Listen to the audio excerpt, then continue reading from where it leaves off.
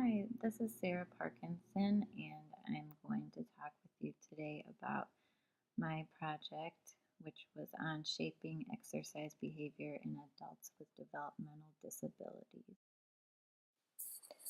This study examines the effects of a shaping procedure on the duration of cardiovascular exercise. So I've used a changing criteria and design across three subjects, and the subjects are three adult males with developmental disabilities. So, as I already stated, this project is on the fitness and health of adults with disabilities. There's been research to suggest that there's a significant lack of physical exercise for individuals with disabilities.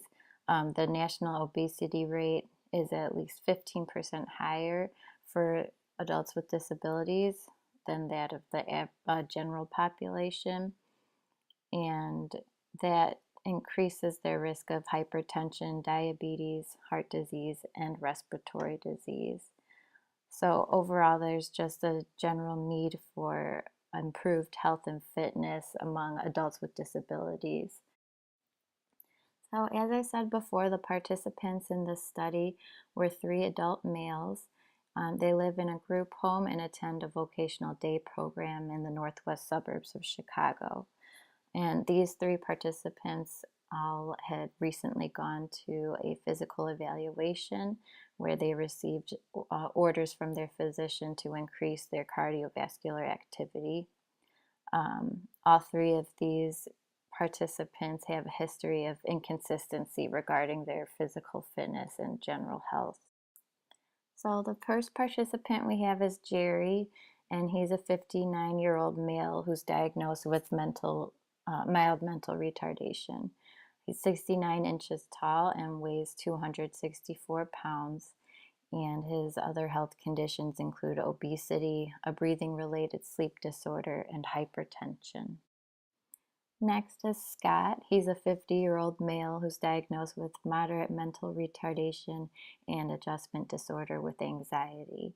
And Scott is 65 inches tall and weighs 187 pounds, and he is diagnosed with type 2 diabetes. Our third participant is Alvin. He's also 50 years old and is diagnosed with mild mental retardation and Asperger's syndrome. He's 74 inches tall and he weighs 302 pounds.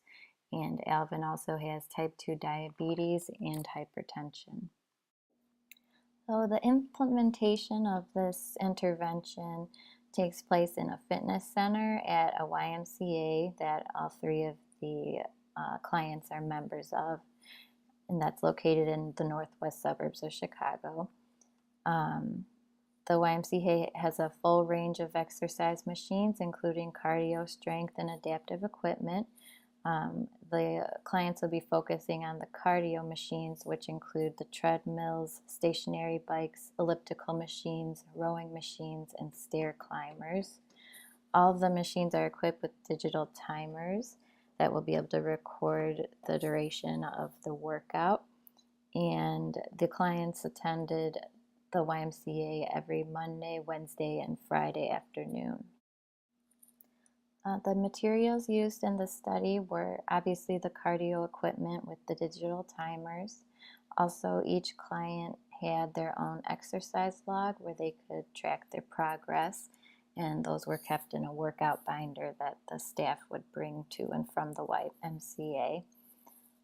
And then for the reinforcers, we needed a computer and a printer, an iPad, and baseball cards. The iPad and the computer were already in the group home, and Jerry's sister actually donated the baseball cards for us. The dependent variable in this experiment was the duration of cardiovascular exercise, and that was defined as a continuous operation of any cardiovascular machine in the gym, and with the speed or intensity set at the level 3 or higher, which would be about the equivalent to a brisk walk.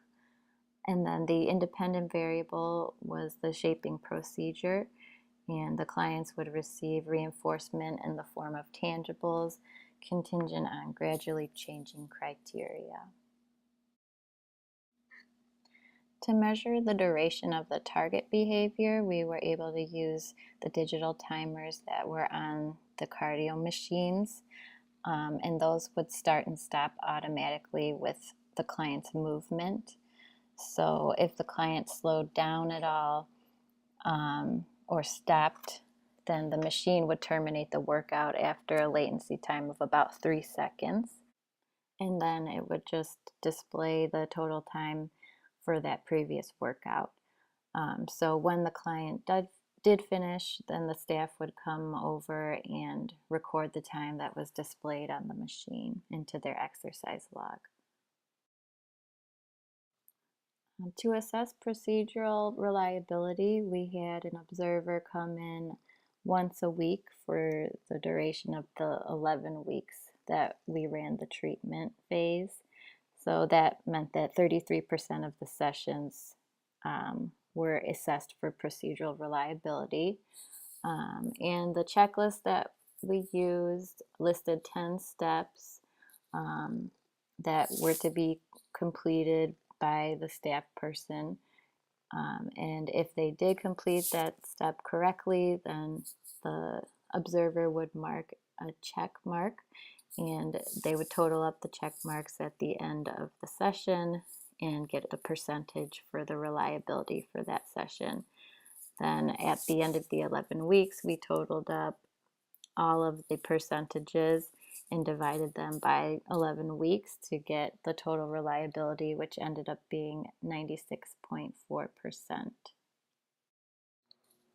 For the changing criterion design, we measured the behavior without the independent variable to establish baseline levels. And then after 4 sessions, the baseline became stable and the independent variable was introduced. And that consisted of 7 subphases, and each subphase had a different criterion ranging between 5 minutes and 28 minutes for the duration of cardiovascular exercise. The changing criterion design has a few built-in protections against threats to validity. First of all, the independent variable will not be introduced until responding levels are stable, and that goes with the changes in subphases as well. Also, the subphases vary quite a bit in length, so that will show that the independent variable has the control over the change in behavior. And that control is also demonstrated in the reversal phase. And then to further ensure validity, we did a thorough staff training. So we trained the staff on the features of the exercise equipment, the definition of the target behavior, as well as the procedures for recording the data and implementing the independent variable. So during the baseline phase, like I said, there are no new variables being introduced. The clients were attending the YMCA as they usually did, which was Mondays, Wednesdays, and Fridays after their day program. So their staff would pick them up at 3 o'clock when the day program ended and just take them directly over to the YMCA for about an hour. And once they got there, they would do stretches first, and the staff would encourage them to work on their cardiovascular exercise. And then during the baseline phase, the staff would monitor and record the duration of cardio exercise for each client. And for the treatment phase, the reward system and the target behavior were explained thoroughly to the clients before the implementation of the treatment. Also, the independent variable was introduced only after the baseline levels were stable. So the length and the criterion for each subphase varies. The first subphase lasted 3 sessions, and the goal or the criteria for that subphase was 5 minutes. And then next for sessions 9 to 15, the criterion was 10 minutes. Session 16 to 18 criteria was 13 minutes. 19 to 23 was 17 minutes. And the next sub-phase was a reversal phase that went back down to 13 minutes. And then for sessions 27 to 34, the criteria was 25 minutes. And for the final two sessions, the criteria was 28 minutes. So upon reaching criterion, each of the clients had the opportunity to choose the reinforcer that they wanted, and they'll receive that as soon as they got home from the YMCA. So Jerry, like I said before, his sister had donated some baseball cards, so he would earn one baseball card if he reached criterion for that day. Scott would earn 30 minutes of free time on the iPad.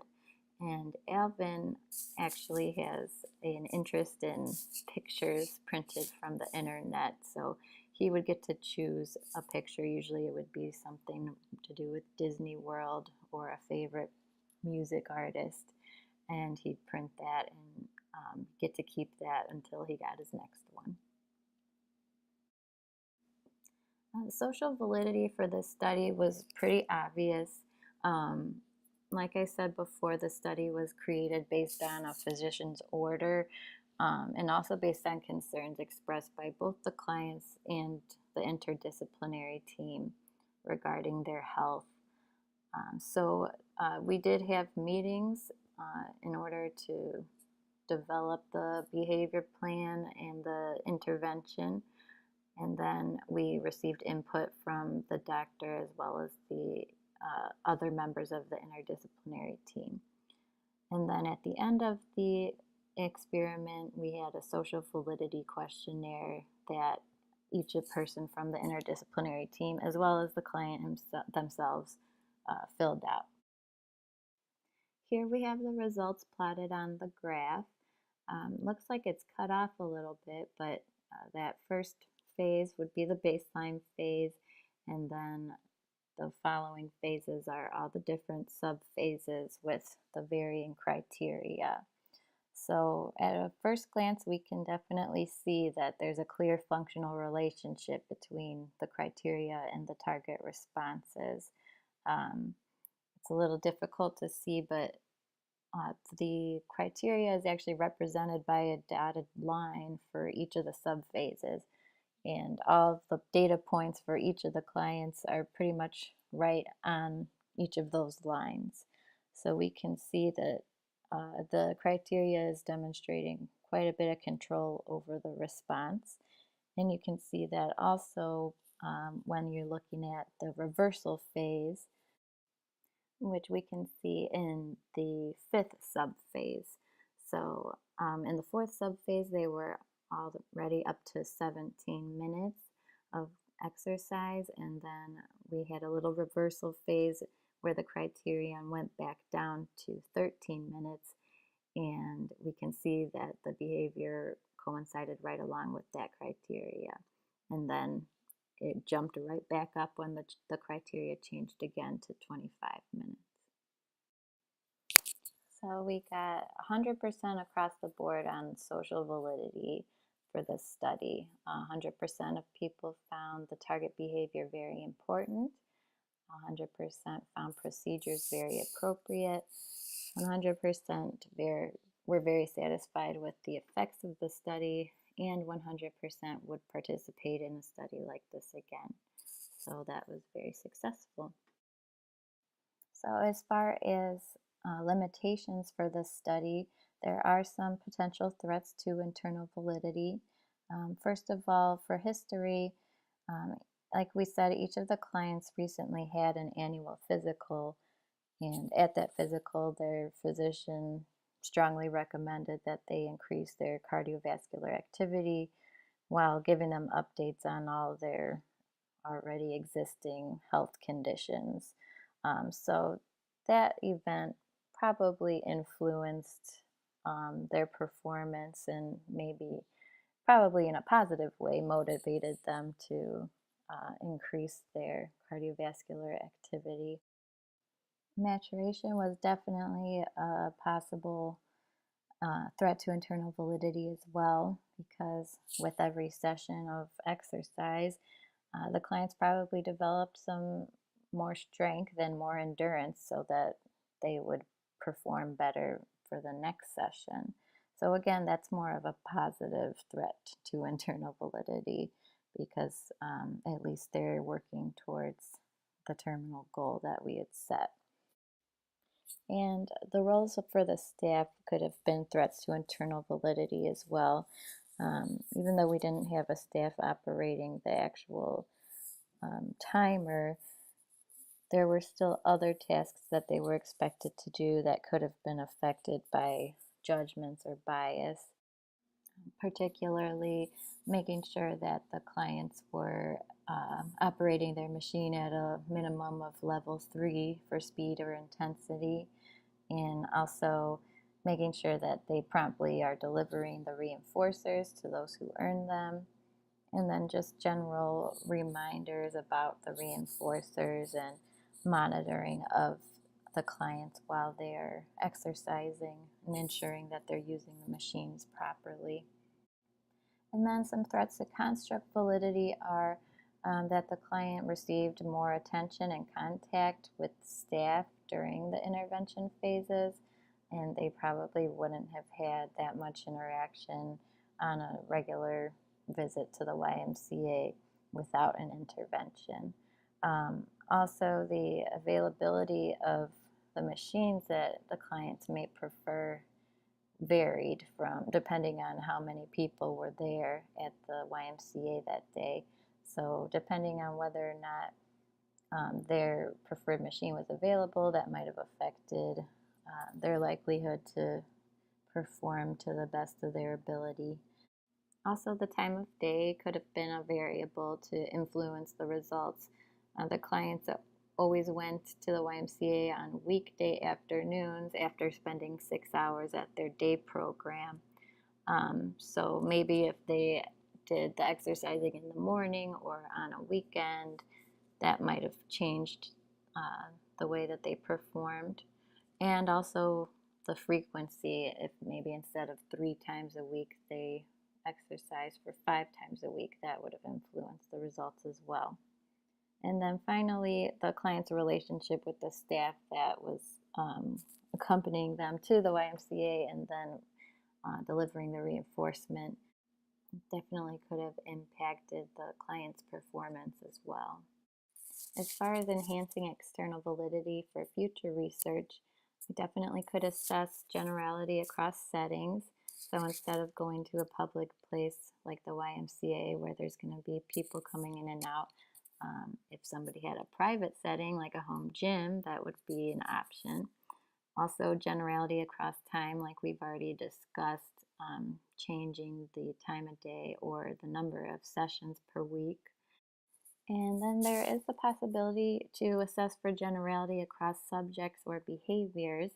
I put a question mark there because it just seems so apparent that there's still so much research and investigation to be done on the current subject and behavior of this study that I think that we could expand on those while keeping them similar.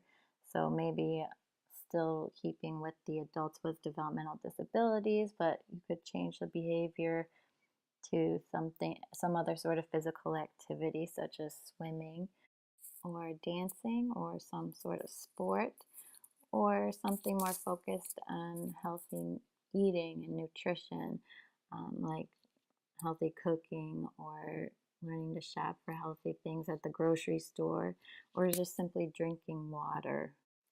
And those are just a few of the avenues that future research could take. So hopefully we'll see more of this subject in the future. Thank you for listening.